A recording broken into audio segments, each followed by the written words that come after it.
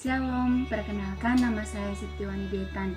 Saya mahasiswa dari Institut Agama Kristen Negeri Bopang, lebih khusus pada program studi pendidikan Kristen anak usia dini. Pada video kali ini dalam mata kuliah Psikologi Pendidikan, saya akan mempresentasikan materi yaitu temperamen anak usia dini dan teori perkembangan psikososial dari Erik Erikson. Selamat mendengarkan. Yang akan kita kupas dalam materi temperamen ini antara lain pengertian dari temperamen itu sendiri, ciri-ciri, jenis, faktor penyebab, dan juga contohnya. Nah, yang pertama kita akan bahas yaitu pengertian temperamen. Pengertian temperamen itu adalah kondisi di mana amarah seseorang tidak dapat dikendalikan dan dapat meningkat secara cepat. Ini terbentuk atas watak bawaan secara biologis dan sangat sulit untuk diubah. Ada 3 ahli yang berpendapat tentang definisi temperamen pada seseorang, diantaranya Alport, Edwal, dan Sujanto. Mereka bertiga memiliki pendapat yang berbeda-beda. Ahli yang pertama, dia mengatakan bahwa temperamen adalah jenis sifat emosi yang dimiliki seseorang. Sedangkan ahli yang kedua, dia menyatakan bahwa temperamen adalah sikap yang dipengaruhi oleh psikis dan jasmani. Ahli yang ketiga, dia mengatakan bahwa temperamen adalah campuran zat dari dalam tubuh dan akan mempengaruhi tingkah laku seseorang. Yang selanjutnya yaitu ciri-ciri temperamen. Yang pertama, mudah emosi, sering berkata kasar, menyimpan banyak dendam, selalu merasa benar, cemburu yang berlebihan, menuntut secara berlebihan, dan yang terakhir, hidup untuk kesenangan. Nah, jika dari teman-teman ada yang termasuk dari ciri-ciri yang sudah saya sebutkan di atas, berarti teman-teman adalah salah satu orang yang temperamen. Yang selanjutnya yaitu jenis temperamen. Di sini saya mengambil beberapa jenis temperamen. Yang pertama yaitu sanguinis. Jenis ini dia lebih mengedepankan perasaan daripada pikiran dan menentukan sebuah keputusan. Yang kedua yaitu kolerik. Jenis ini dia lebih menempat dirinya sebagai seorang pemimpin yang dominan dan dia akan terus mendorong orang di sekitarnya untuk terus maju. Yang ketiga, melankolis. Jenis ini dia lebih sensitif sehingga mudah emosi dan dalam keadaan apapun. Sifatnya bisa berubah menjadi sosok yang murung dan depresi, tetapi itu bisa berubah-ubah. Yang ketiga, flegmatis. Jenis ini dia lebih tenang dan mudah meredam amarah, pendiam dan juga dingin. Namun jenis ini pandai dalam mengatur emosi sehingga tidak mudah meledak-ledak. Ada 3 jenis temperamen pada anak, diantaranya anak yang mudah, anak yang sulit, dan juga anak yang lembut.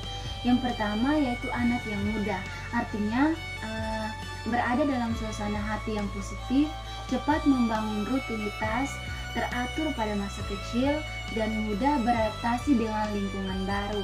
Yang kedua, anak yang sulit, artinya dia cenderung bereaksi negatif dan sering menangis, rutinitas keseharian tidak teratur, dan lambat menerima pengalaman baru.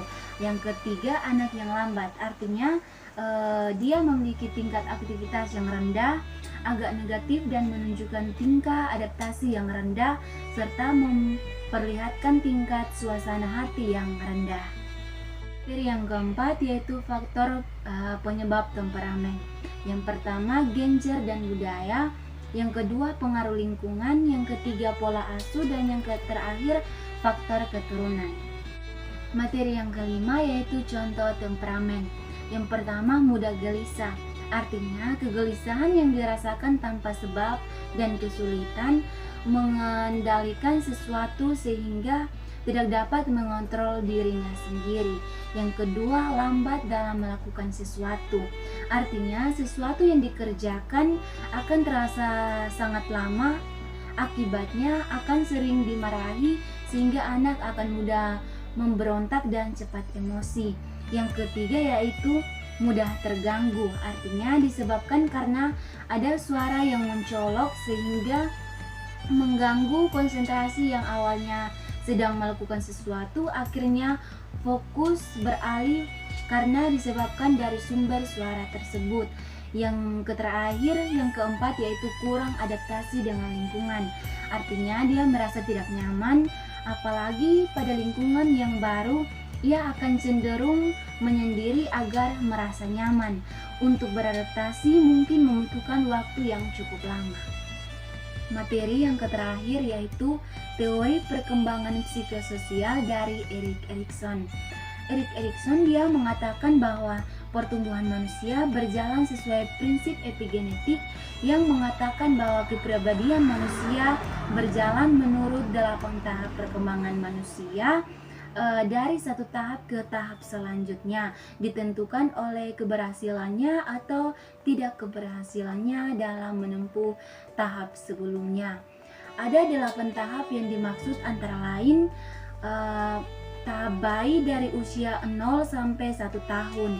Yang tahap yang kedua, tahap balita, yaitu dari usia 2 sampai 3 tahun. Tahap yang ketiga yaitu tahap prasekolah. Itu dimulai dari usia 3 sampai 6 tahun. Yang keempat, tahap usia sekolah dari usia 7 sampai 12 tahun. Tahap yang kelima yaitu tahap remaja dari usia 12 sampai 18 tahun. Yang keenam, tahap pemuda dari usia 20-an. Yang ketujuh, tahap separuh baya dari usia akhir 20-an sampai dengan akhir 50-an tahun. Yang tahap yang terakhir yaitu tahap ke-8, tahap manula, dari usia 50-an dan sampai usia seterusnya. Sekian materi yang saya sampaikan dalam video kali ini. Semoga dapat bermanfaat bagi kita semua. Teman-teman jangan lupa like, comment, and subscribe. Semoga Tuhan Yesus memberkati kita semua. Shalom.